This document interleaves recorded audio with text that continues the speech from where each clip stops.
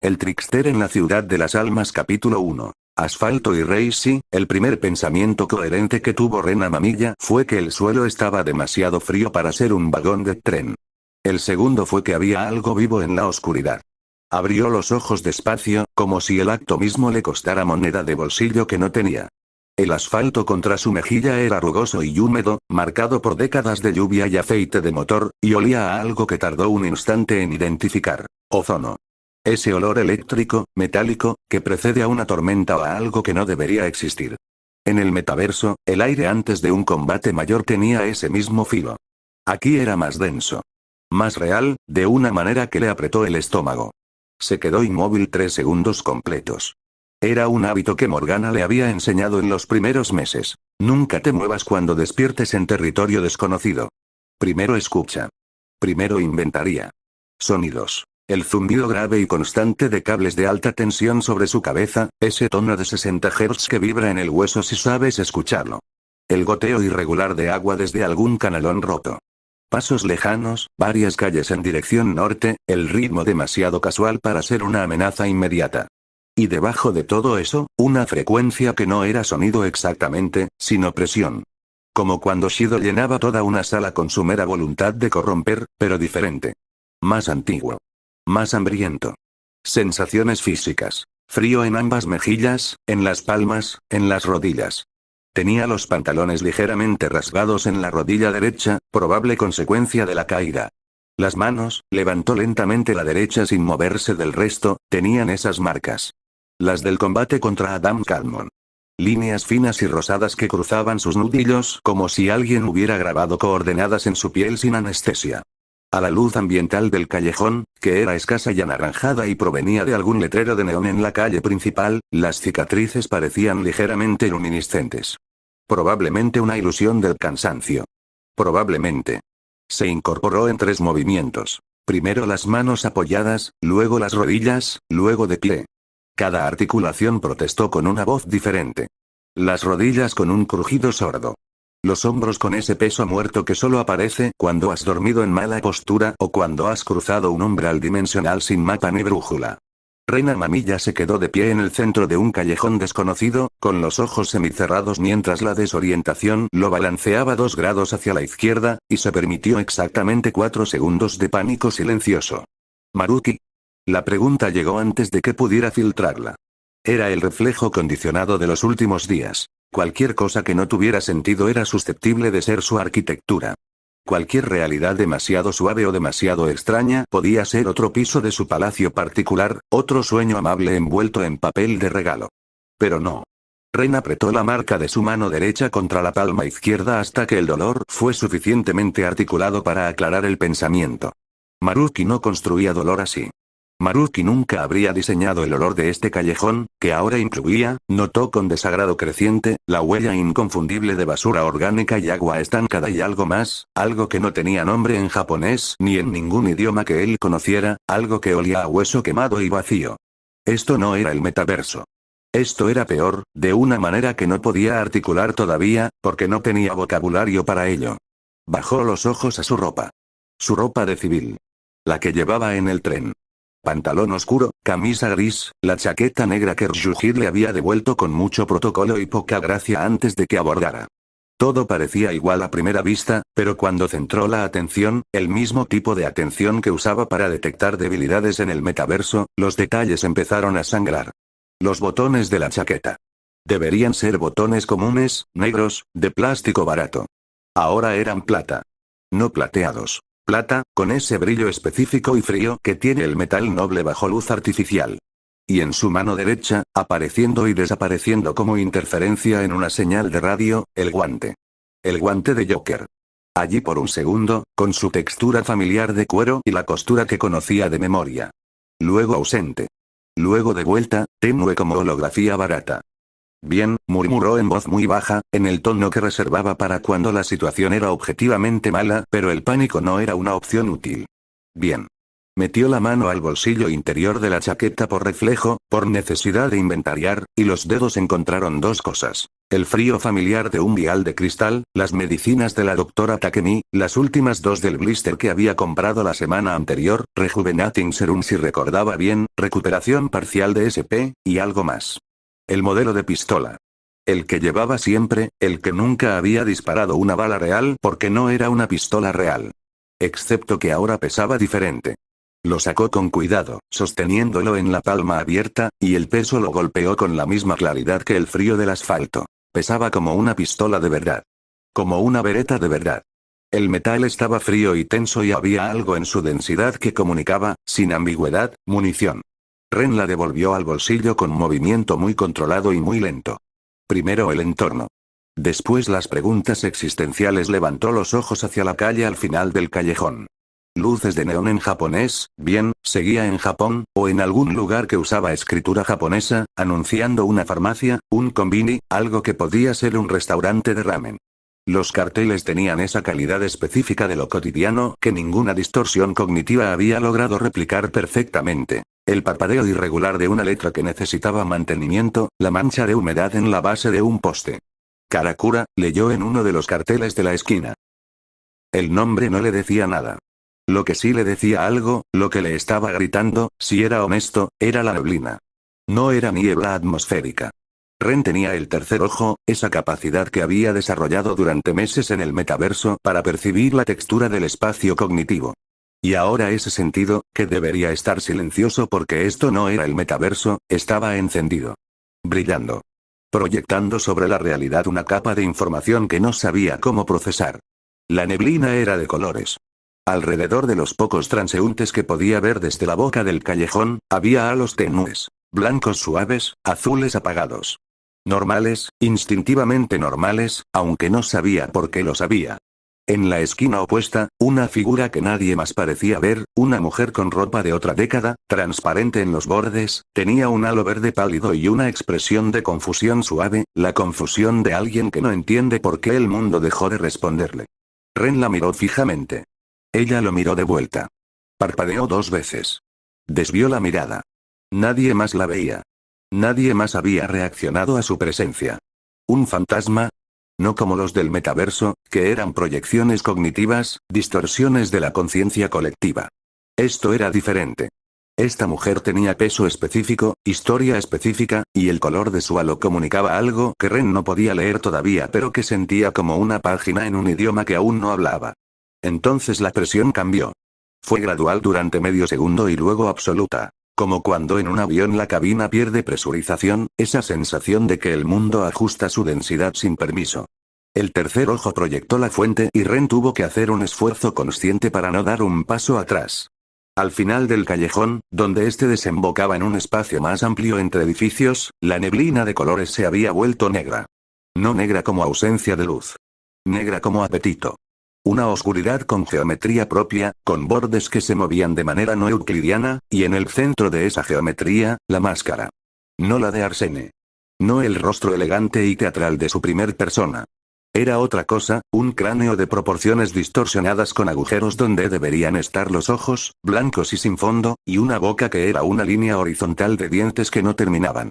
La criatura tenía el tamaño de un automóvil pequeño y se movía con una fluidez que negaba su masa, y emitía ese sonido que Ren ahora identificaba como el componente de eso quemado del olor ambiente.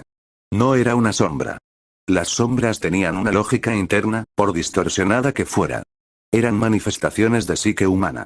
Esto era otra cosa. Esto era más antiguo y más simple y más hambriento, sin el componente de dolor que hacía a las sombras trágicas.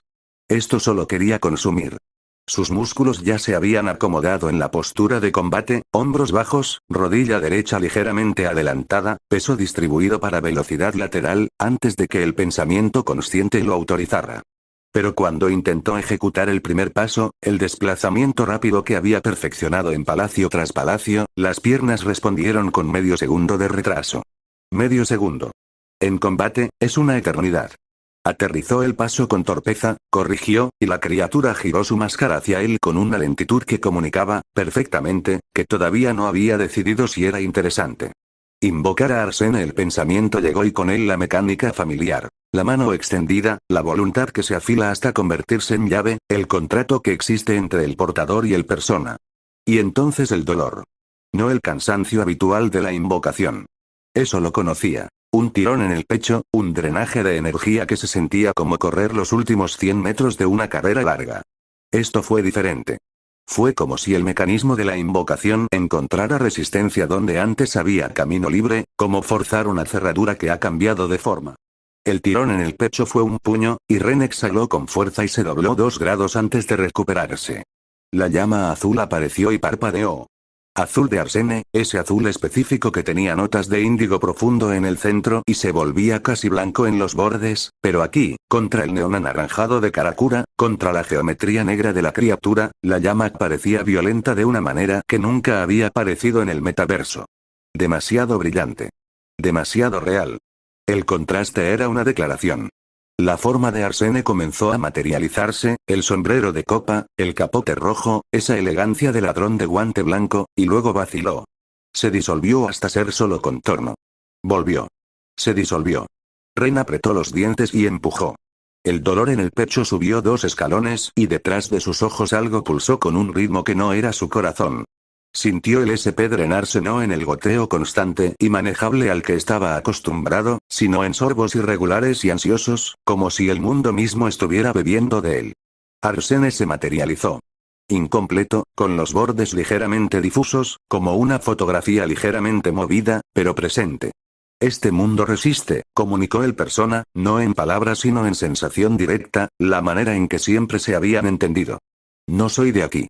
Tú tampoco, lo sé, respondió Ren en voz baja.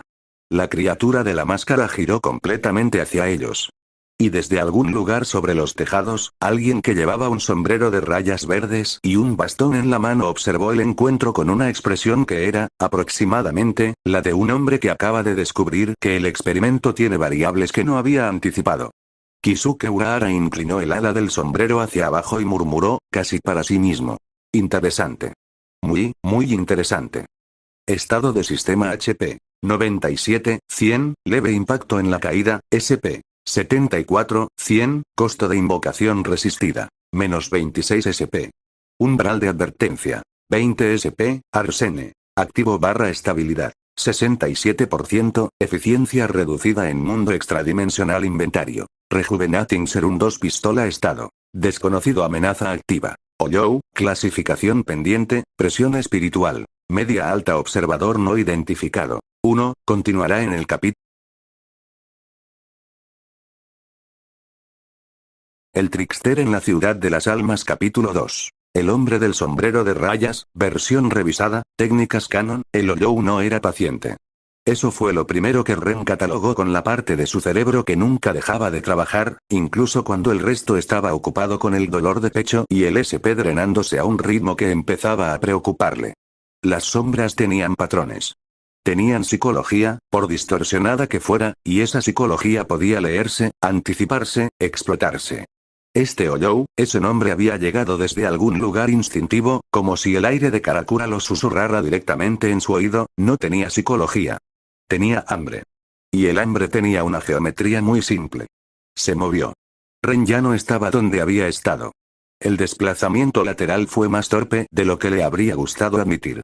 En los palacios, su velocidad era algo en lo que había aprendido a confiar con la misma certeza con que confiaba en Arsene. Absoluta, trabajada, suya. Aquí los músculos respondían con ese retraso de medio segundo que lo seguía traicionando, como si sus reflejos hubieran cruzado la misma frontera dimensional que él pero hubieran llegado con el equipaje retrasado. La garra del Oyou rasguñó el asfalto donde su hombro derecho había estado hace un instante. El sonido fue como sierra circular encontrando piedra. Agudo, sin esfuerzo, completamente indiferente a si él estaba o no estaba ahí. Bueno, pensó mientras rodaba y recuperaba postura. Al menos daña el suelo. Eso significa que es físico. Eso significa que es vulnerable en teoría. Arsene flotó sobre su hombro izquierdo con esa inestabilidad que seguía sin gustarle, los bordes del capote rojo más granate que carmesí, el sombrero de copa ligeramente translúcido en las alas. Ren podía sentirlo como siempre. Una extensión de sí mismo, el contrato hecho forma, la rebelión cristalizada. Pero aquí el cable entre Rena Mamilla y su primer persona tenía interferencia. Como señal de radio cruzando demasiada agua. El mundo resiste, había dicho Arsene antes. Y seguía resistiendo. Puedo usar ella, comunicó el persona, no en palabras sino en sensación directa. Pero el costo aquí, lo sé, dijo Ren. Lo sabía. La energía maldita que era el dominio natural de Arsene, esa oscuridad elegante y controlada, filo sin crueldad, iba a costarle aquí más de lo normal. Pero evaluó la situación con rapidez. No había civiles visibles en radio inmediato. La mujer fantasma había desaparecido. El callejón tenía dos salidas, y era ventajoso mantener a Loyoru en el espacio estrecho donde su masa trabajaba en su contra. Sin ella, sus opciones eran físicas. Intentó Cleave primero. El ataque de tajo que Arsene ejecutaba con el brazo extendido, ese corte de energía física que no requería el canal maldito. Fue más limpio que ella en términos de SP, sintió el tirón en el pecho pero manejable, 2 escalones por debajo del umbral de alarma, y el impacto fue real. Arsene ejecutó el movimiento y el Ollou retrocedió un paso completo, la máscara inclinada como si el golpe la hubiera desorientado. Pero solo un paso. Y la máscara no tenía grietas. No es suficiente, llegó la confirmación de Arsene, con esa economía de lenguaje que su persona usaba cuando la situación no tenía tiempo para matices. Ella, decidió Ren. Y esta vez lo dijo en voz alta, porque nombrar la técnica en voz alta había sido siempre parte del ritual, parte de cómo el contrato se activaba con plena intención. En el metaverso eso era costumbre. Aquí, en este callejón de Karakura con sus cables de alta tensión zumbando encima y el neón anaranjado tiñendo todo de ámbar, nombrarlo en voz alta se sintió como declarar algo ante un tribunal desconocido. El costo fue inmediato y serio. El tirón en el pecho subió de categoría. Dejó de ser manejable para convertirse en urgente, caliente, con bordes. La energía maldita de Arsene se concentró en su palma extendida, esa oscuridad que tenía textura propia, densa como tinta en agua, con destellos de índigo profundo en el núcleo, y se proyectó hacia Loyoru en un impacto que no era explosivo sino penetrante. Como aguja larga. Como voluntad afilada. El Ollou emitió ese sonido sin análogo conocido, parte chillido, parte vibración baja, parte algo que no tenía nombre en ningún idioma que Ren conociera, y retrocedió 1,5 metros. La máscara mostró una grieta fina en el borde superior izquierdo. Pequeña. Casi cosmética. Pero real. Y entonces detrás de sus ojos el mundo parpadeó. Ren bajó la vista a su mano derecha. Las marcas de Adam Kadmon brillaron 3 segundos con luz propia, ese destello rosado y urgente que aparecía cuando empujaba demasiado, antes de apagarse. Estimó el SP. En 52, tal vez menos.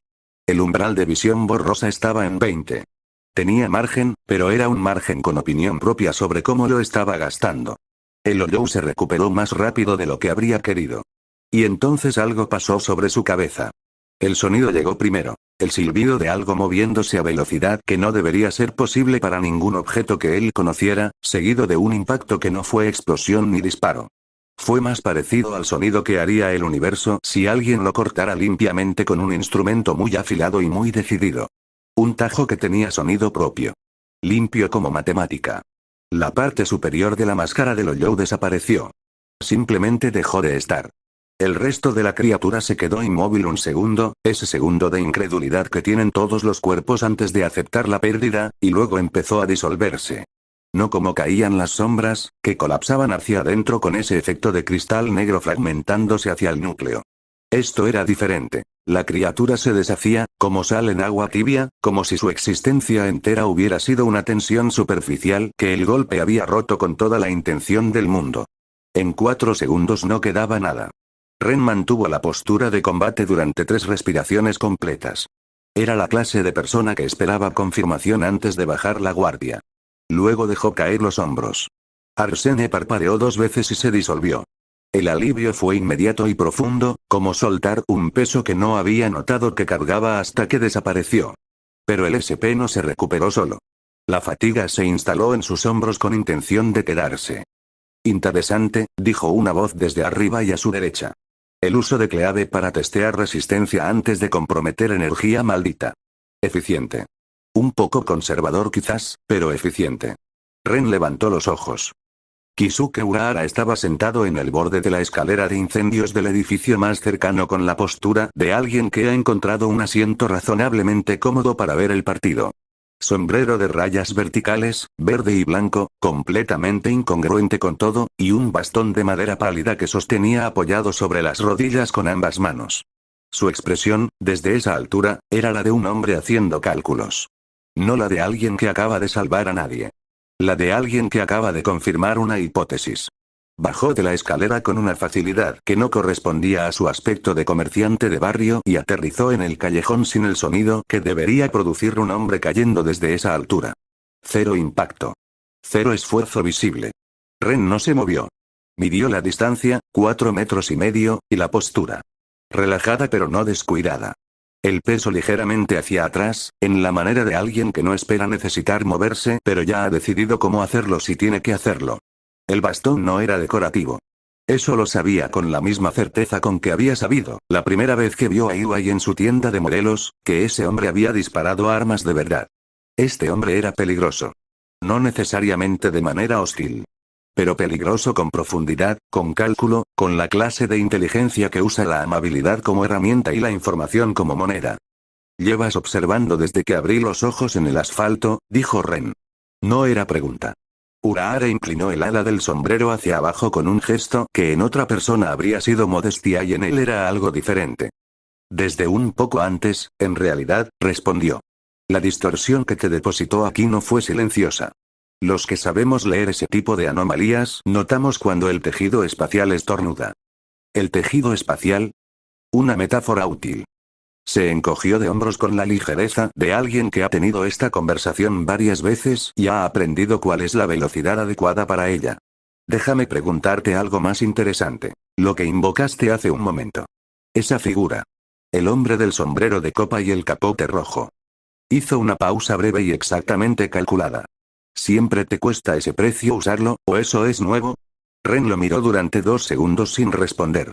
La pregunta era demasiado específica. Este hombre había observado la invocación de Arsene, había visto Eleía, y lo que había elegido preguntar no era qué es esa figura ni de dónde vienes ni ninguna de las preguntas obvias que alguien con menos información habría hecho primero.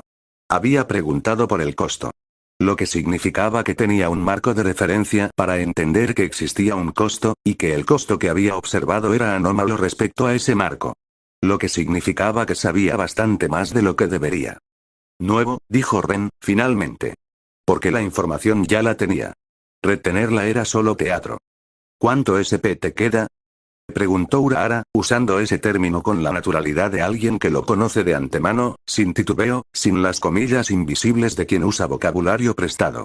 El estómago de Ren hizo algo pequeño y controlado que era, si era honesto, la versión adulta de dar un paso atrás. ¿Cómo sabes esa palabra? La sonrisa de Urahara era la de alguien que esperaba exactamente esa pregunta en exactamente ese tono.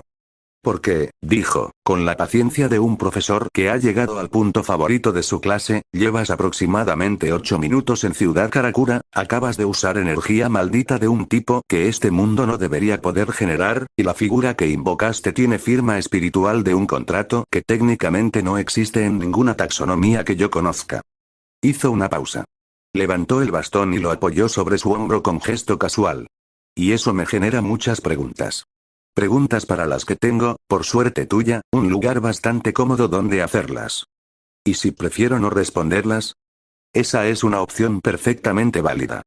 Urahara señaló vagamente hacia el fondo del callejón, hacia la oscuridad donde la neblina de colores que percibía el tercer ojo de Ren seguía moviéndose, ondulando, viva. Aunque hay 2 hoyos más a 3 calles de aquí, y la presión espiritual que estás irradiando ahora mismo es un imán para ellos. Con el SP que te calculo, otro IA te va a poner en situación delicada. Ren siguió la dirección que señalaba el bastón. La neblina negra pulsaba en 2 puntos distintos hacia el norte. La había ignorado, catalogada como ruido de fondo mientras procesaba la amenaza inmediata. Pero Urahara tenía razón. Se estaban moviendo. Lento, pero con la direccionalidad inconfundible de algo que ha detectado comida. Miró los viales de Takemi en su bolsillo interior. Rejuvenating Serum. Recuperación de SP. Había llevado más en el tren, pero solo estos 2 habían cruzado con él. Podía usar uno ahora y quedarse con uno de reserva, o aguantar y llegar a la conversación con más margen. Decisión táctica. No había suficiente información para saber cuánto iba a necesitar después. ¿Cuánto tiempo me toma llegar a ese lugar cómodo? Preguntó Ren. 4 minutos caminando. 2 si usamos el camino que yo uso. El que involucra caer desde tejados.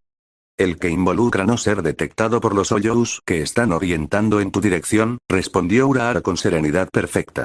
Los tejados son solo un componente logístico. Ren consideró sus opciones durante exactamente los segundos que tardó en exhalar una vez. Después asintió. No porque confiara en este hombre. Confiaba en este hombre exactamente cero, en términos de historial verificable, credenciales conocidas o intenciones confirmadas. Pero la situación tenía una lógica que era más vieja que la desconfianza. Información limitada, SP bajo, amenazas activas moviéndose en su dirección. En esas condiciones, un aliado potencial con base física cercana era un recurso. La evaluación de si era aliado o amenaza disfrazada podía hacerse con más datos y con el SP en mejor estado. Morgana, de haber estado ahí, habría dicho que era pensamiento de Joker puro.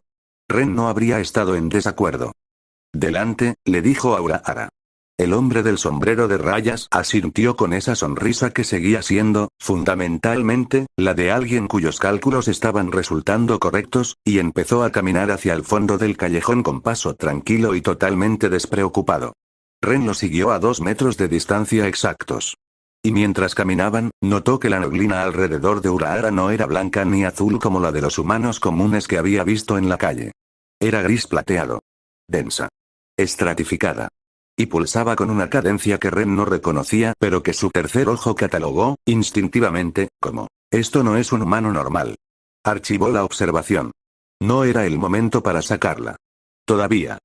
Estado de sistema, fin de escena HP. 97, 100 SP. 49, 100, Cleave. -8/EIA. -21 resistencia dimensional acumulada. -22, Arsene. Inactivo estabilidad dimensional. 61% técnicas usadas. Cleave EIA inventario. Rejuvenating Serum 2 pistola estado. Real sin confirmar hoyos activos en radio. 2, orientando hacia fuente espiritual objetivo inmediato. Base de Urahara, ETA 4 minutos nivel de confianza en Urahara. 0, 10, recurso táctico provisional, nota de contexto, Canon Bleach. Faltan exactamente 7 días para que Rukia Kuchiki descienda a Karakura en misión de rutina.